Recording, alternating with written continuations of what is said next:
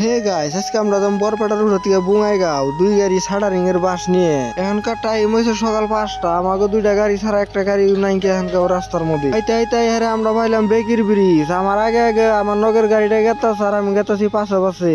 আমার গাড়ির আবার ইঞ্জিন গরম না হলে মাথা আমি আবার খুব একটা স্পিডে চালাই না গাড়ি। সকাল সকাল এরকম একটু সেহা সেহা থাকলে মাথা গাড়ি চালাইয়া আলাদা একটা ফিলিংস আছে মনের ভিতরে। আবার বেশি রোদ থাকলো গাড়ি চালাই ভালো লাগে না, আবার বৃষ্টি থাকলেও ভালো লাগে না। এইরকম হইলে মাথা খুবই ভালো গাড়ি চালাই। এই ব্রিজের সাইড দিয়ে যে কটা গাড়ি দেখা গেছে খাড়া করাই না, এডি গাড়ির ড্রাইভারে ব্যক্তি হয়ে ঘুম ফারতাছে। টাকা লাগলে কিরকম কষ্ট।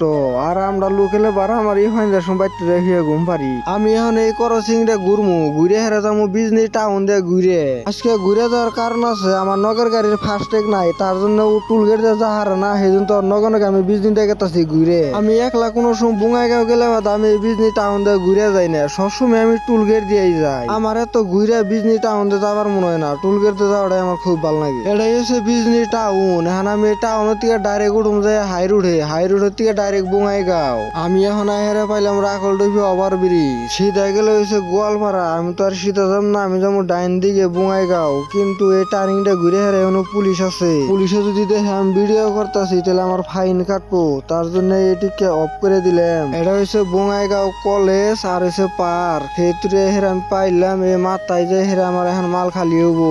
আমার নগর গাড়িটা পাশে আছে আর আমি গেতেছি আগে আগে। মাল খালি করতে করতে 1 বৃষ্টি পড়ে গেছে। এটা খালি হইতাছে আর আমারটা খালি হয়ে গেছে, ওই জন্য নিয়ে খাড়া করাই থুইছি। আজকে আর বেশি লম্বা করলাম না, এই তুরি।